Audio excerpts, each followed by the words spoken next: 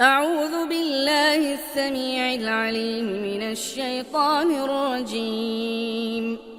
براءة من الله ورسوله إلى الذين عاهدتم من المشركين فسيحوا في الأرض 4 أشهر واعلموا أنكم غير معجز الله وأن الله مخزي الكافرين.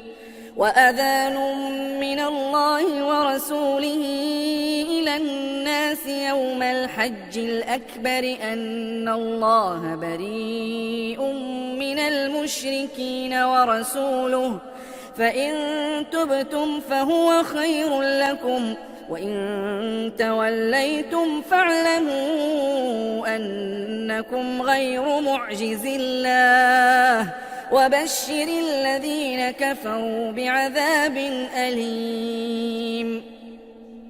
إلا الذين عاهدتم من المشركين ثم لم ينقصوكم شيئا ولم يظاهروا عليكم أحدا فأتموا إليهم عهدهم إلى مدتهم إن الله يحب المتقين.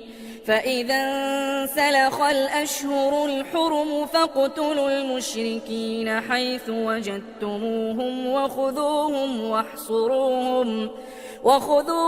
واحصروهم واقعدوا لهم كل مرصد فإن تابوا وأقاموا الصلاة وآتوا الزكاة فخلوا سبيلهم إن الله غفور رحيم.